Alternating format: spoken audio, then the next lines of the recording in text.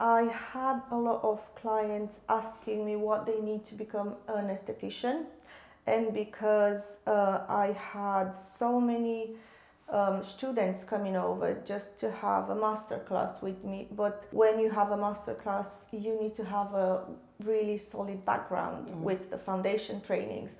So the people that came for a master class, they didn't have that base. And they told me they paid a lot of money and went into group classes or maybe individual classes, but they didn't have that background.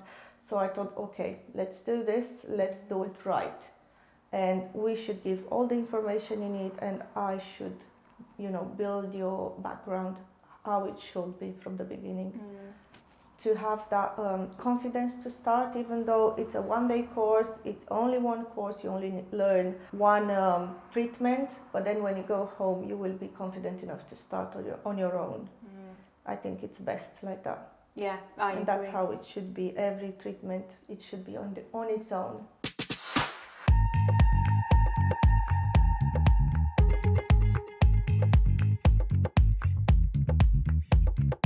Hello guys, and welcome back to the Face It podcast. Today we have a very special episode in a long line of very special episodes. We are travelling up and down the UK to visit some of the industry's leading practitioners and experts in their fields, whether that is in aesthetics or in beauty. These people have influenced their industry in some way, have achieved huge success, and are full of amazing stories, inspiration and advice for both you and for me. We'll be visiting them on site at their own clinics, salons or studios and getting their views, their thoughts and opinions on their careers. There will be something in every single discussion to take away and apply to your own business. So stick around and grab yourself a pen. Sometimes all it takes is a small nugget from an entire conversation that can spark the biggest change in your business. So without further ado, it's time to welcome our guest. Hi everyone, welcome back to the Face It podcast. I'm on site again today at a clinic in Birmingham. I'm with Anka of Anka Aesthetics. Thank you so much, Anka, for joining us today. Just a little bit of a bio on Anka. She is a nurse aesthetics practitioner and educator, won Best Cosmetic Nurse of 2023, which is an amazing accolade, and you're a judge at the Female Boss Awards for this year. I think that's right, isn't it? Yeah. So that's Anka in a nutshell. Tell me, Anka, who was Anka before Anka Aesthetics? What did you do? What's your background? Hello. Hi. Well, my background is from nursing, really. I used to work for almost 5 years in a nursing home, which is when I started aesthetics as well. So I started with a clinic in Birmingham where I used to go to have my lips done. I was going so often that I even intended to go as a model, which I had some questions before, and that injector explained to me, and then is when I had my light bulb turn on, and I put the question, what do I need to, do the course and start doing aesthetics? And she goes, you need this, you need that, but because you are a nurse already, you will not need half of that stuff. So I just filled in the form and booked it in. Wow. And then I had my foundation filler course done.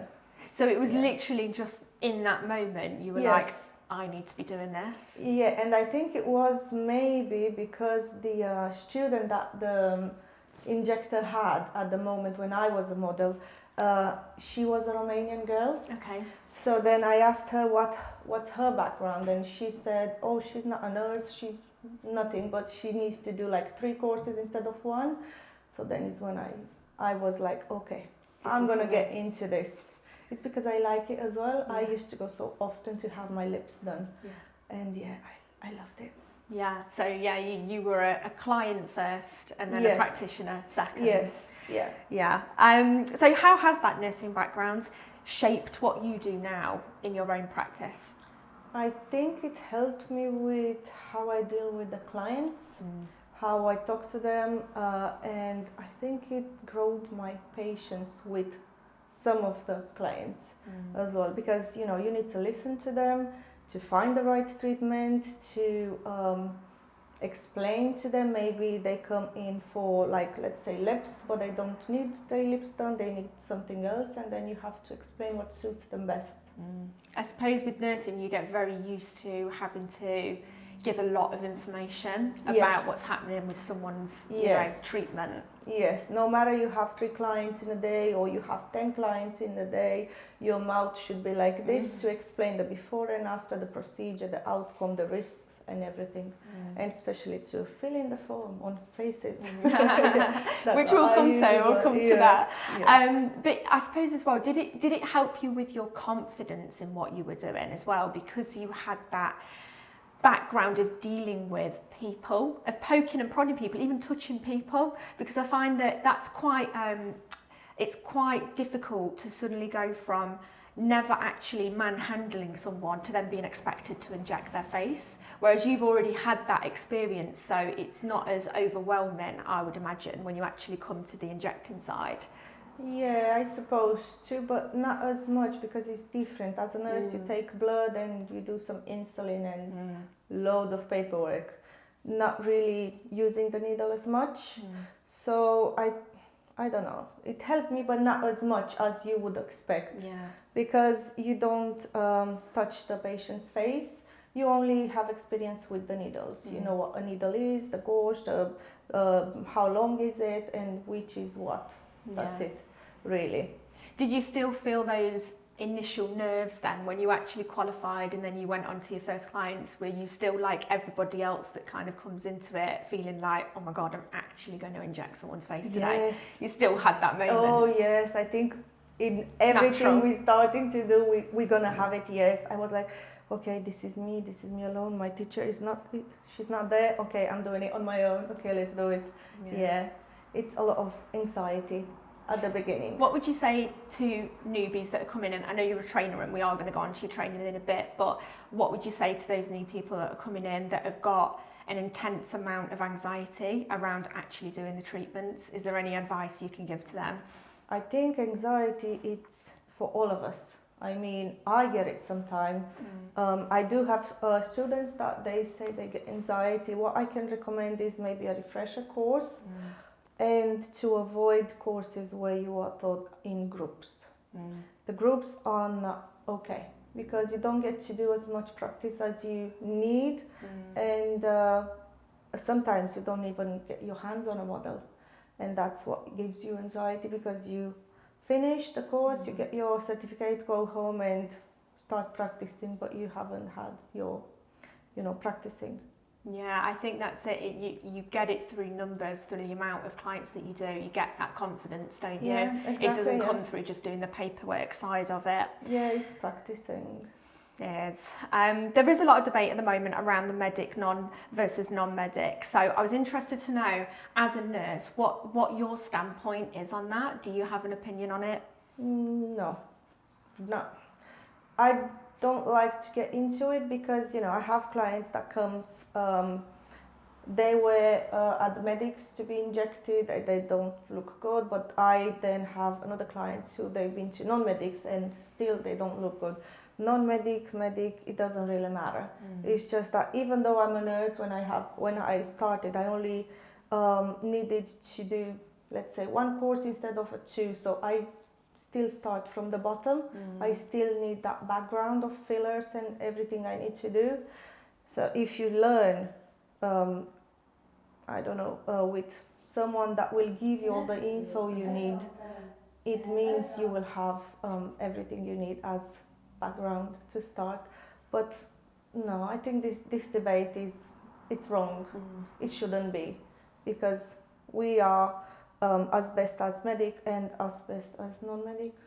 Yeah, I mean, obviously, as Spaces as an app, we're a platform that provides a space for all types of practitioners in all types of industries, not even just aesthetics, to be able to, create and manage their business from one space. So again, it's not a debate that we necessarily get involved in, and I can understand why. I think it really just comes down to quality training and the individual, doesn't it? It comes down to the individual's commitment to their own learning, I suppose, and their own development. Exactly, yeah. If you get into it, you will just get lost. Yeah, I think. Yeah. What is it you love most about aesthetic medicine? You know, when I finish a treatment and I just give the mirror to my patients and they just like unveil their lips or see their eyes, or they, with Botox you can't really see from the beginning and so on, but the reaction, what they have, like, oh my God, I have lips now, I just wanted that so much. It's just a reaction that they gave me when they see the result. Yeah, I suppose it's a job satisfaction that not many other jobs actually give you in that way, because you're doing such a small procedure in a way, but it's making such a big difference. Such a big to that change, person. yes. Yeah, it does, yeah. Why did you leave nursing? And what are your thoughts on the NHS at the moment? Well, I didn't work for NHS. I worked for a private company. Okay. I did work in NHS in a hospital though for like 4 or 5 days. That's it. Wow. But my opinion for what I left the nursing is because I have 3 kids and I can't have that 12-hour shift anymore. And plus, when I started aesthetics, I used to do both aesthetics in the weekend and nursing home Monday to Friday. And I started to get more clients, so I didn't, manage both. So I decided to leave it because it was too much. Too many requests, so less of a pay, and you don't get to be, not awarded, but you don't get those good thoughts, even though you put all the hard work. Yeah. It's the same message from everyone that we're hearing that's still currently working as a nurse or has left nursing. So what do you think needs to change for to keep nurses nursing? Like, in your opinion, when you've come from that background, how can the industry develop and evolve, do you think? The 12-hour shift, I still think is long, but you can't do less because then you have to have more nurses and so on. But the change should start from trainings and language especially. They have changed that now, but the nurses that they already had, they been taken and not taken an English test is so bad. I had so many incidents in the nursing home just because the nurse wasn't speaking English, and I had to deal with it. But because they got their PIN and the English test wasn't a requirement, then it's fine for them. But for us, which came after, it's not. And it's not fair. And I think mostly just to get more nurses. I think that's the biggest problem at the moment, isn't it? The shortage. But obviously we haven't managed to speak to a nurse practitioner in a while, so that's why I thought I'd ask you and your opinion on it, because obviously you've come from that background. But obviously we're now successful in aesthetics. So why did you choose to become a trainer? Because I had a lot of clients asking me what they need to become an esthetician, and because I had so many students coming over just to have a masterclass with me. But when you have a masterclass, you need to have a really solid background with the foundation trainings. So the people that came for a masterclass, they didn't have that base. And they told me they paid a lot of money and went into group classes or maybe individual classes, but they didn't have that background. So I thought, okay, let's do this, let's do it right. And we should give all the information you need, and I should, build your background how it should be from the beginning. To have that confidence to start, even though it's a one-day course, it's only one course, you only learn one treatment, but then when you go home, you will be confident enough to start on your own. I think it's best like that. Yeah, I agree. That's how it should be. Every treatment, it should be on its own. Yeah, I can agree. It's every treatment is so in depth in and of itself. Yes. So it's quite shocking, really, that some people can do, a 2-3 day course and learn, 10 treatments. Not even 2-3 days. I saw now you can learn up to 7 to 8 treatments in one day in a group. So you tell me when you're gonna have your hands on a live model in one day for all those treatments. No, that's what made me become a trainer. And I think, I mean, you'll probably agree that there's room for the industry to just slow down a little Yes. bit. There's a very much this, it's very fast paced. Everyone feels like they need to have it all nailed and all nailed now. And if you think, if you have to go to university and do a nursing degree or do a dental degree or want to be a doctor, you have to spend a very long time Yes. on the education piece before you get there. Yes. It's just quite interesting as an industry. It's very fast. Everyone wants to be a master injector in 3 days. Exactly. And I just, I'm not sure why that's happened, at what point. How long have you been doing aesthetics for now? 4 years, 4.5 years. Yeah. And what have you seen, how have you seen the industry change over that time? I think in the last 2 years it's changed. When it started with the communication from the government that they're gonna change or they're gonna have a change, I think then is when it started for all these academies. People that panicking. That they need to train and train and train and for so less and in so less days. I think that's what it triggered the change. Yeah, I hadn't thought about it like that before, but actually now you've said it, that makes sense. That's what's put the people's foot on the pedal to say, I need to get all this training in and I need to do it as quick as possible. But in the same breath, what that's done is actually diluted the knowledge in the industry, hasn't it? And made this kind of this problem that we've got now. So kudos to you for deciding to take that on as a trainer. What do you enjoy most about training? The attention that I can get from the student and at the end they feedback. Because I always ask, not even on writing, I just ask, if let's say I'm training you, at the end of the day I'll ask, what's your feedback? What do you think I need to change or what can I change to make it better? And most of them, they said it's perfect the way it is, and you explain everything the way it is. Or, with my trainings, I don't like to use too many medical terms because if you're not a nurse or you're not a medic, you wouldn't understand them. Or even if you're a medic, you don't know about, let's say, lip fillers. So it will be completely new for you. So I prefer to use a vocabulary that it's understandable for everyone. Even, let's say, I talk to you like I would talk with my kids. So you will learn everything. I make sure you will learn everything. I think that's best. Yeah, I agree. So is there a treatment that you wouldn't do as an aesthetics nurse? And if there is, what's the reason? Oh yeah, there are loads. First one, which I will never do, it's a bum filler. It's just because of the quantity, because of the risks. Imagine if in your lips you will have, let's say, an occlusion in such a small amount, and then you will have to dissolve.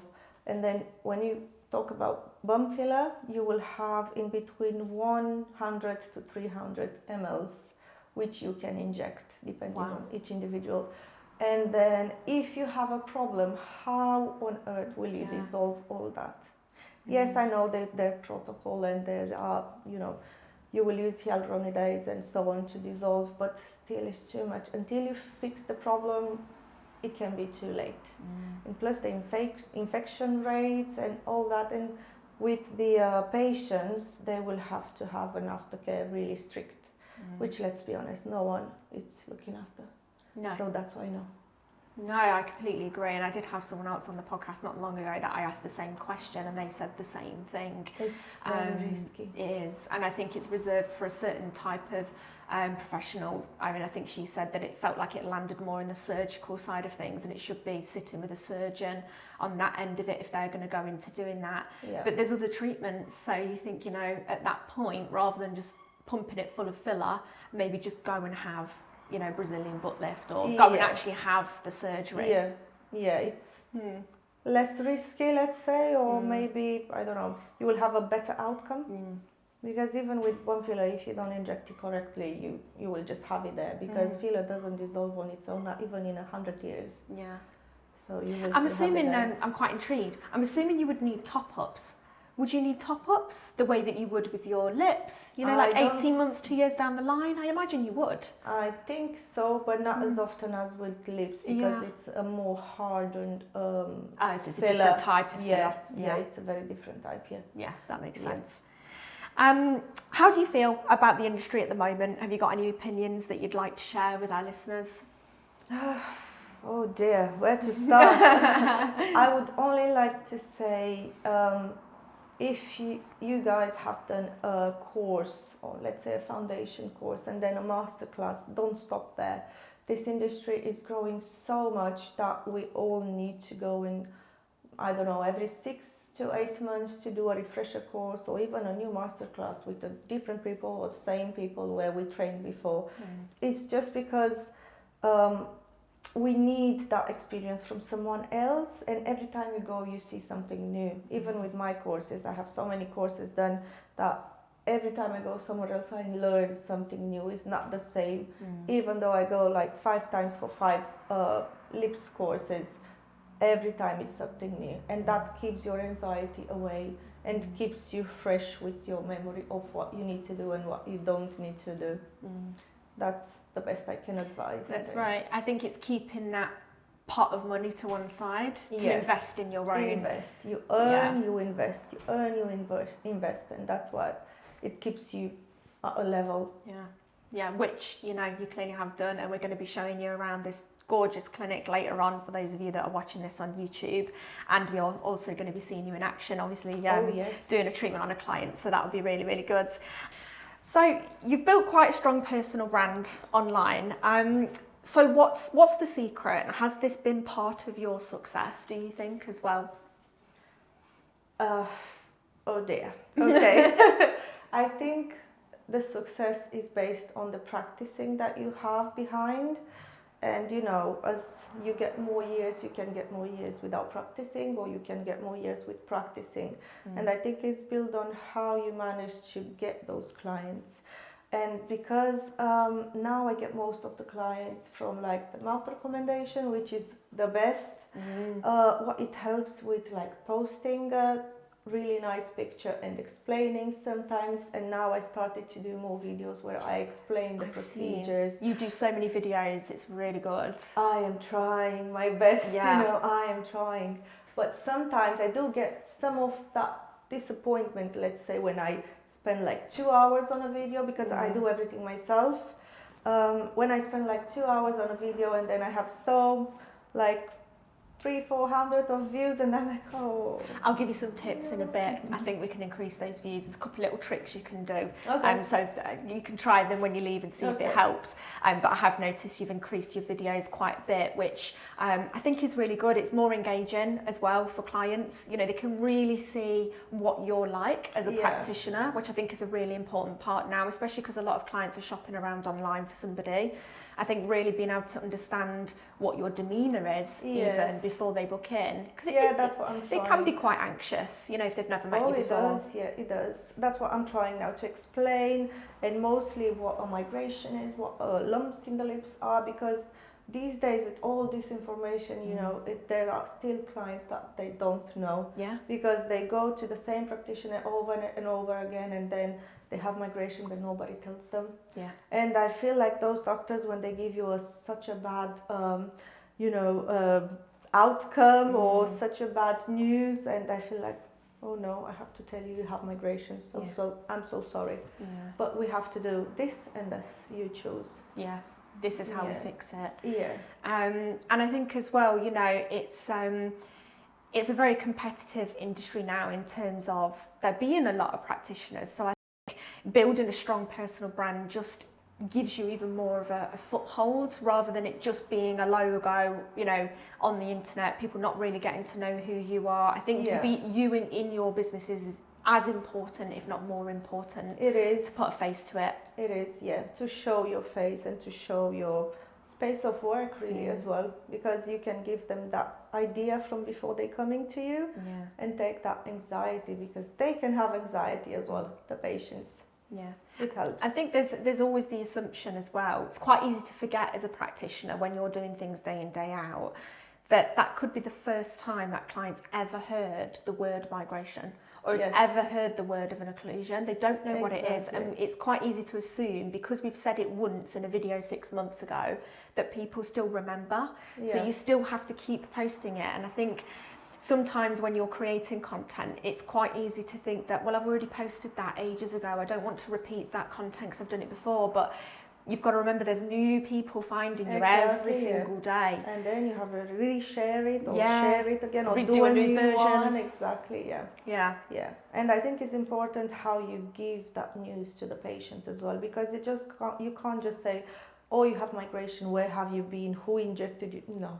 No. It doesn't matter where it's been, you just have to go give a good consultation and then give the outcome, but Yeah. you know, in a nice way. I think that's the key as well. Yeah, absolutely. So out of all the treatments that you offer, what's your ride or die treatment? What treatment could you not live without doing? I think I know what it is. Lips fillers, yeah. Lips fillers, yeah. You're known for lip filler. Oh, yes. You can see on your feeds, you know, that you clearly love doing the filler. Yes, that's what I started with. That's my ride or die. Yes. That was your light bulb moment as well. Exactly, yeah, that's it. That's when I like, oh yes, I want to start into this. And why? Why is it lip filler? Is it because it's such an instantaneous change Yes. for the client? Yeah, it changes. Even though you have even 0.5 on a first time filler, it still gives you a big change. Especially when you have such as tiny lips or thin lips as well. It gives you a massive change. It's that instant satisfaction, isn't it? That you've done Yeah. a good job. It's like, oh, Yeah, it's instant. that you change the Yeah. face of someone. Yeah, it's really satisfactory. Yeah. So has there been a defining moment in your career to date that you can think of? I think the opening of my clinic. Yeah, I think that would be, because we did want it to open, and I say we because without my partner I couldn't be here with all the support and all the explanation. No, don't do this. Let's do this, and here's what we achieved. But yeah, the opening of my clinic. We wanted to open it for a year before, but we couldn't manage because, you know, so many laws, so many legislations, so many. But eventually we're here now. Yeah, it's a beautiful clinic. I can't wait to show everyone around because it's very, very well done, very well put together. And it's a massive achievement, isn't it? I think. So were you hiring a space before you had your own clinic? Were you working out of another space? I used to work from home. I had a tiny clinic done in my conservatory for a few years, and then I used to rent a room in a place, but it wasn't a clinic, it was more sort of many things, let's say like that. But then I decided, let's, you know, open the clinic. Because as an academy you couldn't work like from home or from another You need room. a bigger space. You need a bigger space, yeah. And let's say honest, it's more professional. Yeah.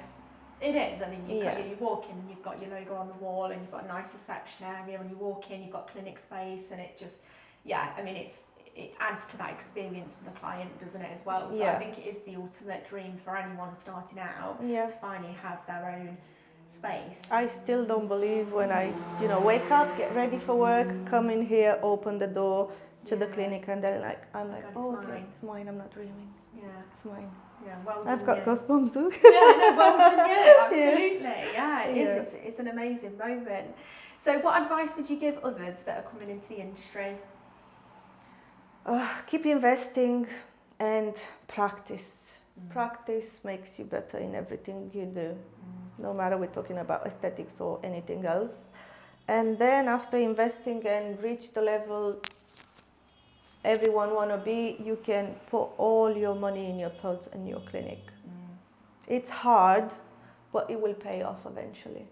Yeah, it's worth it, isn't it? It's worth it, yes. But you have to invest in everything, you know, Yeah, even if exactly. you were just going to decide to be a lawyer or a doctor, you've still got to do all those years, you've got to have your student loans, you've then got to obviously find a job. So any profession worth having has a level of commitment and investment. Exactly. Even at the end of the week, let's say, not even a month, end of the week I put my totals, and then maybe half of that goes into investing more. Yeah. Pay manuals, get some more certificates. I will show you my manuals and certificates. yes. You will love them. Yeah, we'll get some nice photos Yeah, of them. I'll show it.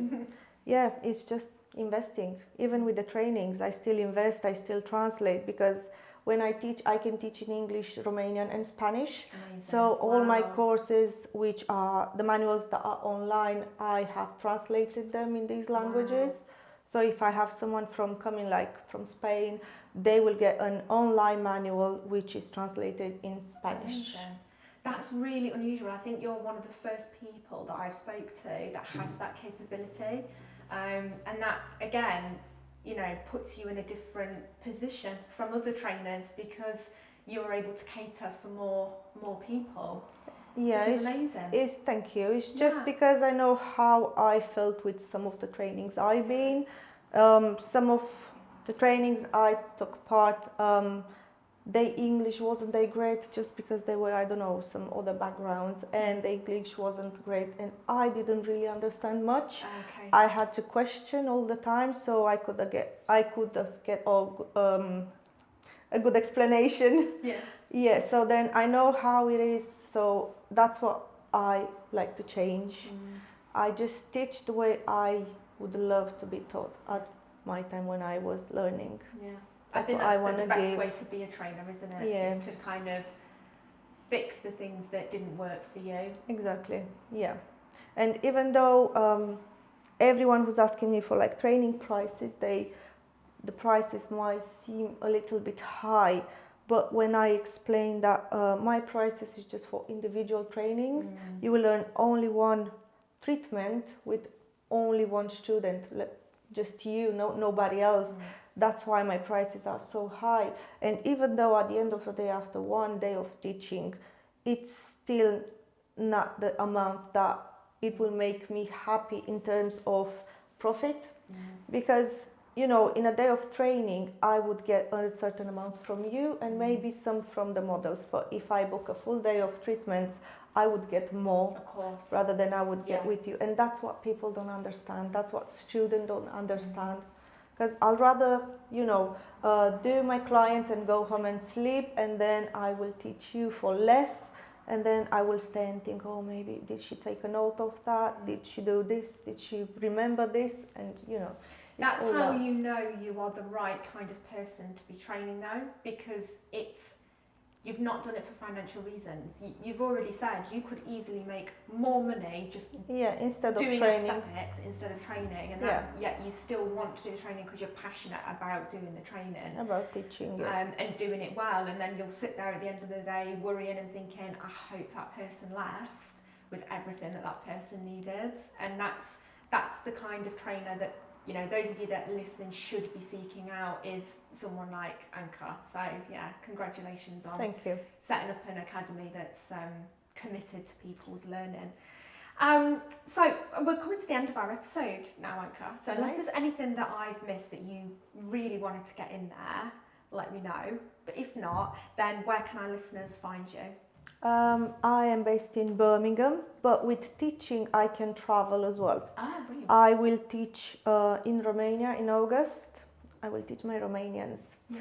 And I have been in Italy as well, and I will be going in Spain as well. Amazing. So anyone who wants to, you know, get a training with me or get some information, pop in a message on Instagram, on my phone number, which is on Facebook as well. You can find me on TikTok, and that's about it, I think. And I'm on YouTube as well.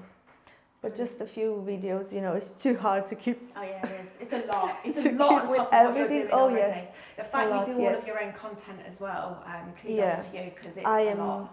I am very strict with my content. I did had 2 persons who tried to do, but I didn't like it so much. So no, I'm staying with my content. I keep it for now. We'll see in future. Yeah, it's one of the hardest things, isn't it, to get someone to fill in for? But it is. It's working for you. It's doing the job. So yeah, well done. Thank you so much for joining me today, Anka. Thank you You've for been having amazing. We'll crack on now, and we'll actually watch you with one of your clients. Injecting and doing a treatment. But yeah, thank you so much for having us for the day. Thank you very much. Thank you.